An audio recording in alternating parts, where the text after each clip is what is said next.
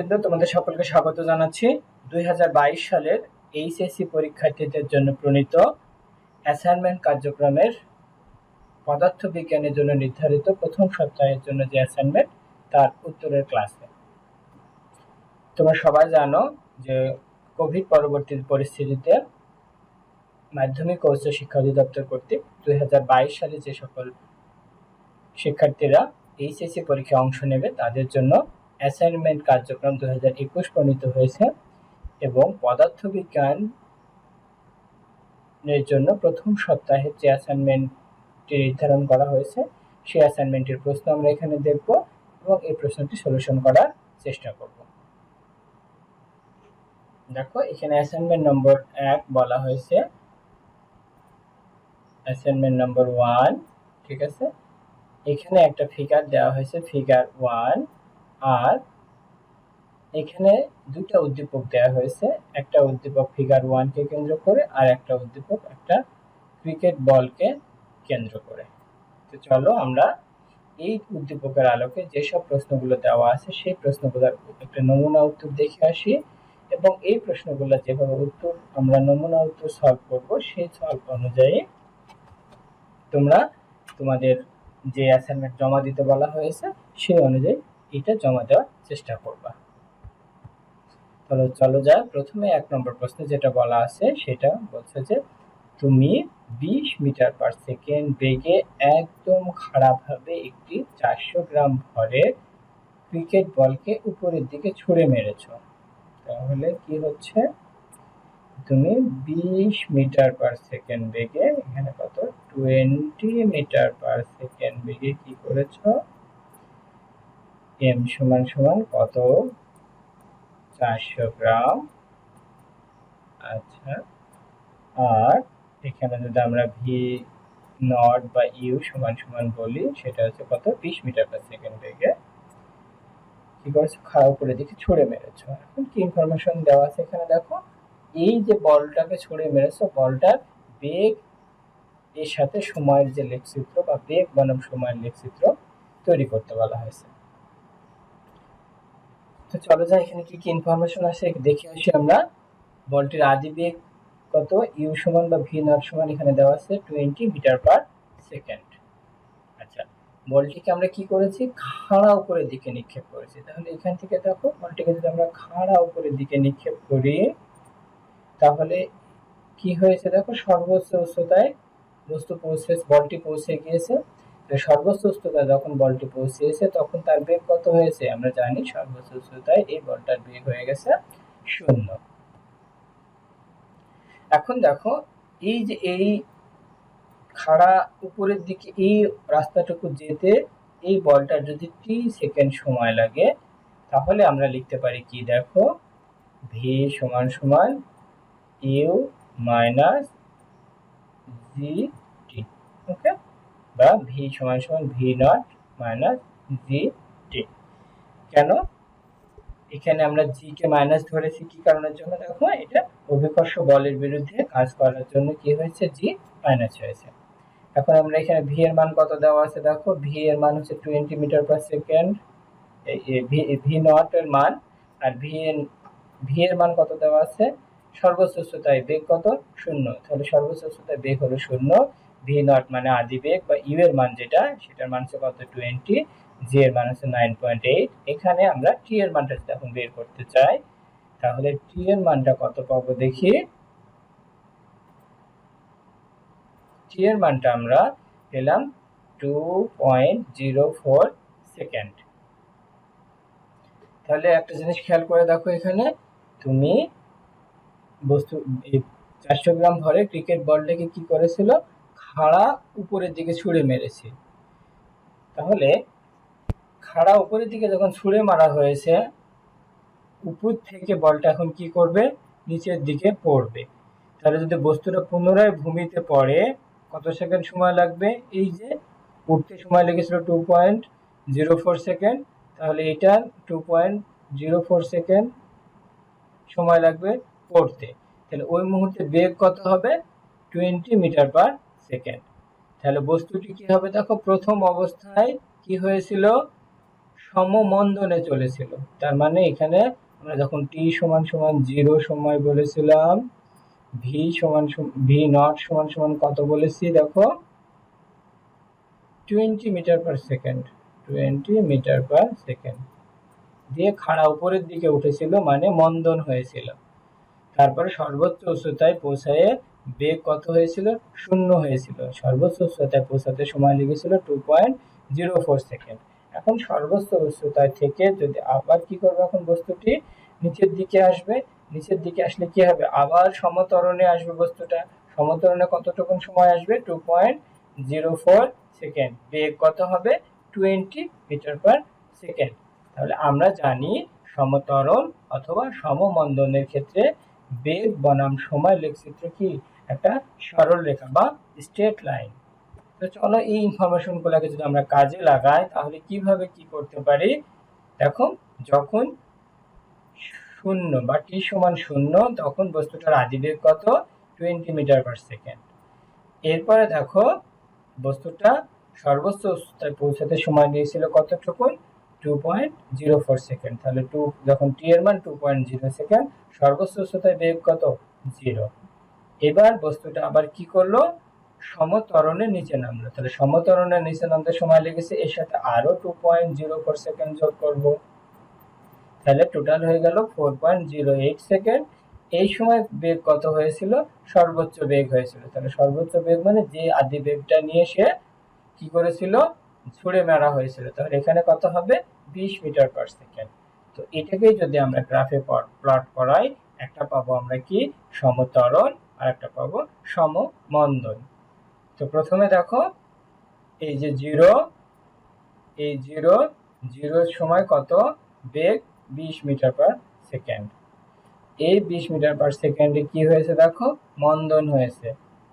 মন্দন হয়ে সে কত পর্যন্ত উঠেছে, ওই 2.04 সেকেন্ডে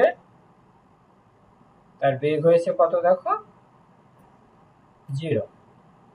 ঠিক আছে, আচ্ছা।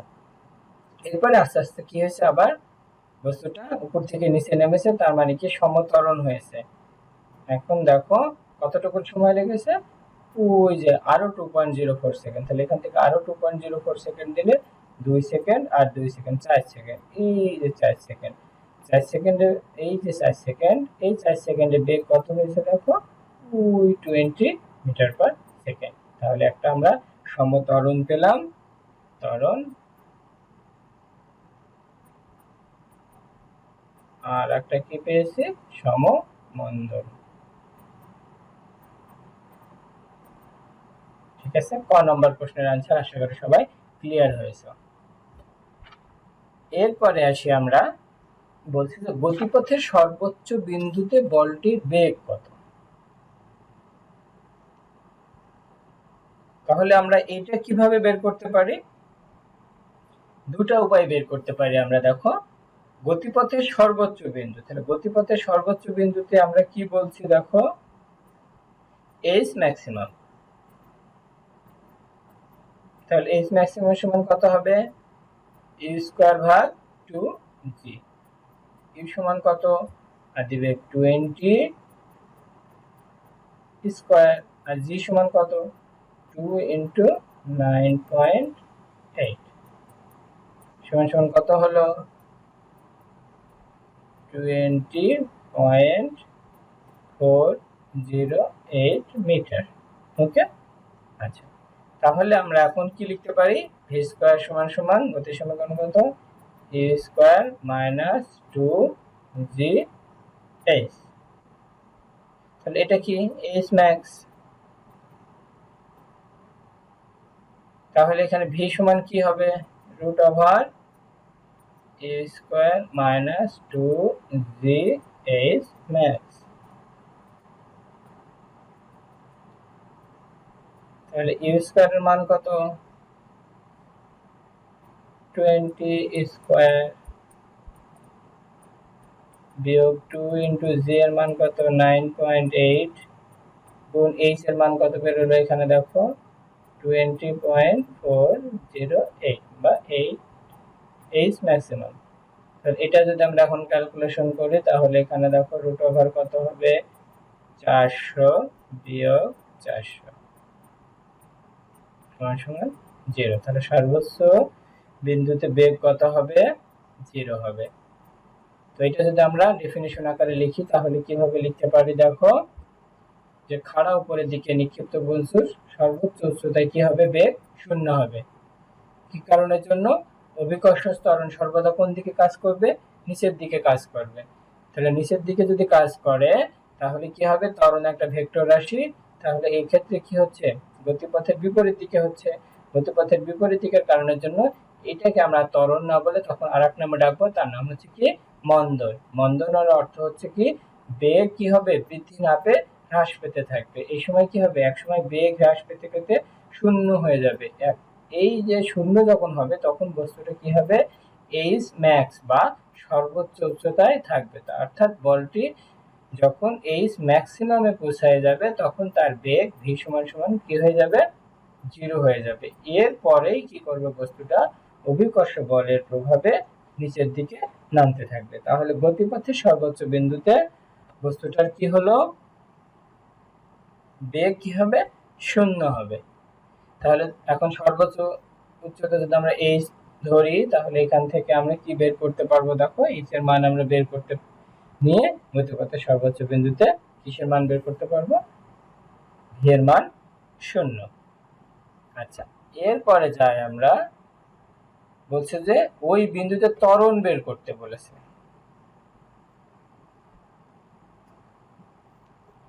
ঠিক আছে, তাহলে সর্বোচ্চ বিন্দুতে এই বস্তুটা ত্বরণ বের করতে বলেছে। তো আমরা এটা ডেফিনিশন আকারে যদি লিখি বা বর্ণনামূলক আকারে লিখি তাহলে কি হবে দেখো, খাড়া উপরের দিকে নিক্ষিপ্ত বস্তুর ক্ষেত্রে কি হবে? ত্বরণের মানের কোনো পরিবর্তন হয় না। এখানে বাধা কিসে কিসে আছে দেখো, বাতাসের বাধাকে যদি আমরা উপেক্ষা করি তাহলে এই যে বস্তুটাকে আমরা নিচ থেকে উপরের দিকে ছুড়ে দিয়েছি এটার কি করবে? শুধুমাত্র অভিকর্ষ ত্বরণই ক্রিয়া করবে, আর অন্য কোনো বলের উপরে ক্রিয়া করবে না বা অন্য কোনো ত্বরণের উপরে ক্রিয়া করবে না। তাহলে অভিকর্ষ ত্বরণ কোনো নির্দিষ্ট স্থানে কি ধ্রুবক, তাই কি হবে? এই ক্রিকেট বলটার সর্বোচ্চ ত্বরণ কি হবে? জি এর মান 9.8 মিটার পার সেকেন্ড স্কয়ার। তো এটা যদি আমরা ম্যাথমেটিক্যালি একটু দেখে আসি তাহলে কিভাবে করতে পারি দেখো, আগের ইনফরমেশন থেকে আমাদের সর্বোচ্চ উচ্চতায় বস্তুর কত বেগ 0, তারপরে বস্তুটার আদি বেগ কত ছিল? 20 মিটার পার সেকেন্ড। আচ্ছা, এখন এইচ ম্যাক্সিমাম আমরা বের করেছি অলরেডি। এইচ ম্যাক্স সমান সমান কত? 20.408। ঠিক আছে, তাহলে আমরা এখান থেকে সূত্র ফেলতে পারি ভি স্কয়ার সমান সমান ইউ স্কয়ার মাইনাস 2gh। তাহলে জি সমান সমান আমরা কি করব দেখো, এখানে ভি এর মান যদি 0 বসিয়ে দিই তাহলে এখান থেকে জি সমান সমান আমরা লিখব you square divided by 2h।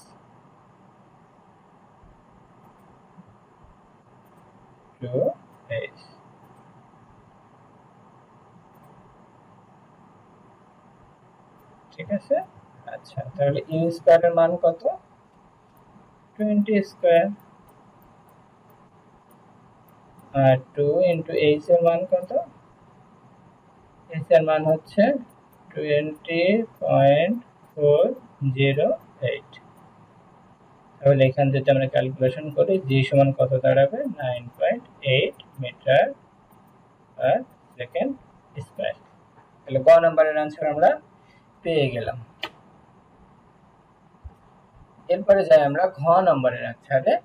বলছে যে ওইখানে ক্রিকেট বলটির উপর ক্রিয়ারত মোট বলের মান বের করতে বলেছে। তাহলে দেখো, যদি বাতাসের ঘর্ষণ আমরা না রাখি বা উপেক্ষা করি তাহলে উপরের দিকে নিক্ষিপ্ত বস্তুর উপরে শুধুমাত্র কোন ত্বরণ ক্রিয়া করবে? অভিকর্ষ ত্বরণ ক্রিয়া করবে। তাহলে অভিকর্ষ ত্বরণ ক্রিয়া করলে আমরা কি লিখব? এফ সমান সমান কত? M G. তাহলে জি এর মান আমরা 9.8 মিটার পার সেকেন্ড স্কয়ার বের করলাম। এম এর মান, বলটার মান দেওয়া আছে 400 গ্রাম, তাহলে কত হলো 0.4 কেজি। তাহলে ক্রিয়ারত বল F সমান সমান কত, mg।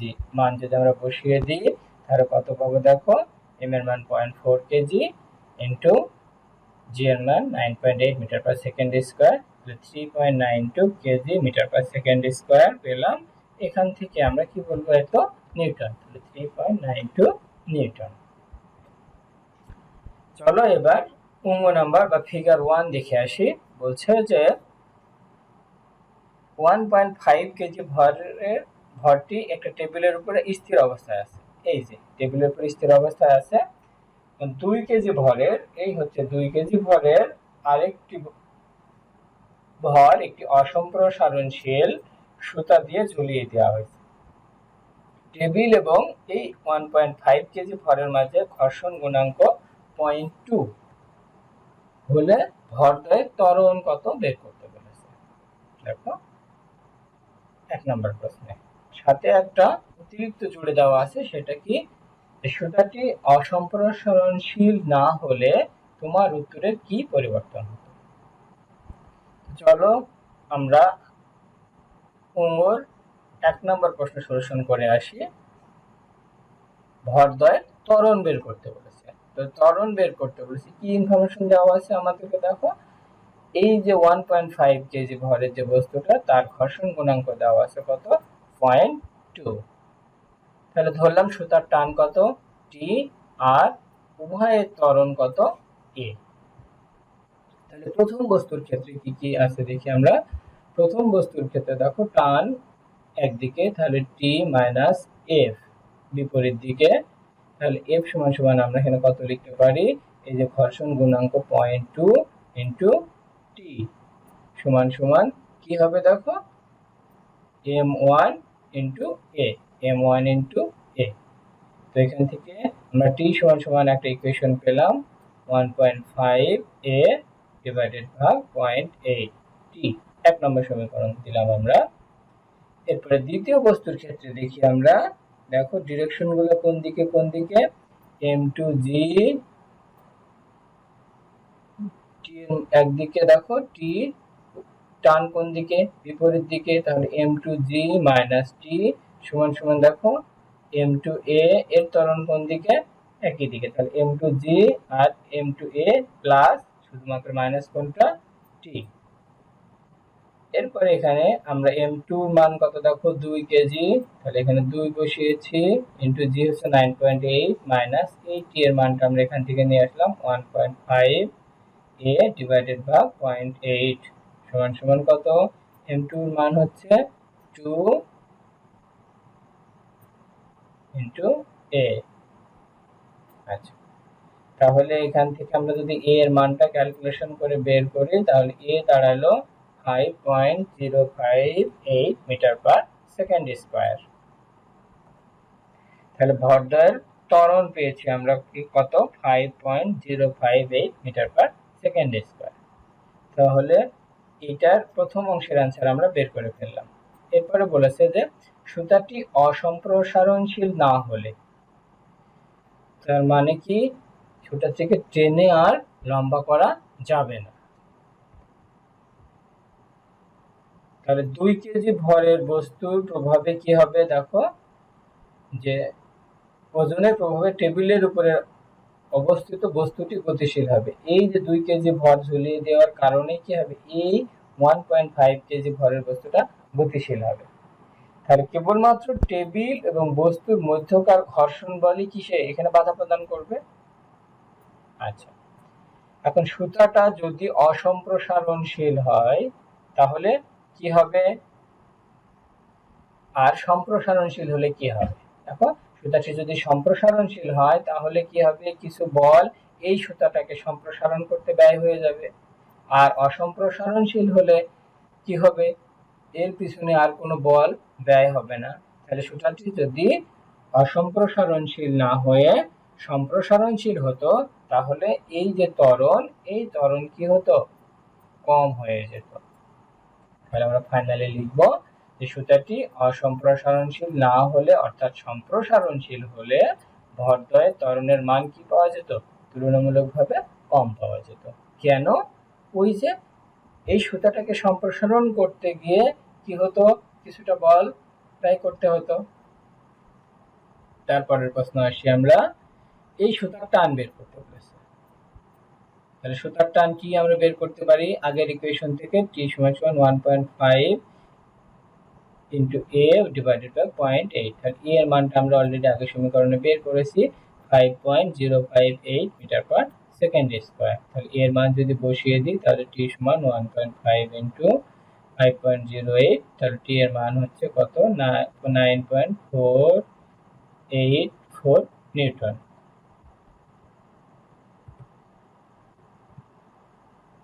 এরপরে লাস্ট যে প্রশ্ন সেটা বলছে যে 2 কেজি ভরের সরণ বনাম সময় গ্রাফ আঁকো। 2 কেজি ভরের জন্য তাহলে আগের ইকুয়েশন থেকে আমরা কি পেলাম, a = 5.058 meter per second square. তাহলে বস্তুটার আদিবেগ কত ছিল? আদিবেগ 0 মিটার পার সেকেন্ড স্কয়ার। তাহলে সরণের সূত্র আমরা কি জানি, s সমান ut plus half a t স্কয়ার। এখন t এর বিভিন্ন মানের জন্য s এর মান আমরা বের করব, দিয়ে সেই তথ্য অনুযায়ী আমরা কি করব, এই গ্রাফ আঁকাবো। তাহলে যখন t সমান 0 তখন কি সরণ 0, যখন t সমান 1 তখন এই সমীকরণ থেকে মানগুলো আমরা বসিয়ে দেব। a এর মান আমরা ব্যবহার করব 5.058 মিটার পার সেকেন্ড স্কয়ার, 2 3 4 এভাবে তার এগেইনস্টে কার কার মান পাবো, আমরা সরণের মান পাবো। তাহলে সময় এবং সরণ এটাকে যদি আমরা গ্রাফে প্লট করি তাহলে দেখো আমরা x অক্ষ বরাবর যদি সময়কে দিই এবং y অক্ষ বরাবর যদি সরণ দেখি, দেখো 0 0 অবস্থায় 0, সরণ 1 অবস্থায় কত দেখো 2.5। এইভাবে যদি আমরা গ্রাফটা কমপ্লিট করি তাহলে আমরা কি পাবো, এই ধরনের একটা গ্রাফ পাবো। এটাকে আমরা কি গ্রাফ বলছি, সরণ বনাম সময় গ্রাফ বলছি। এই যে প্রদত্ত আমাদের উদ্দীপক আছে এই উদ্দীপকের আলোকে। আশা করি তোমরা সবাই ঠিকমতো বুঝতে পেরেছো। এতক্ষণ যারা আমার সাথে ছিল তাদের সকলকে ধন্যবাদ জানিয়ে আগামী সপ্তাহে আবার দ্বিতীয় অ্যাসাইনমেন্ট নিয়ে তোমাদের সাথে কথা হবে। সে পর্যন্ত সবাই ভালো থাকো, নিরাপদে থাকো, সুস্থ থাকো। আল্লাহ হাফেজ।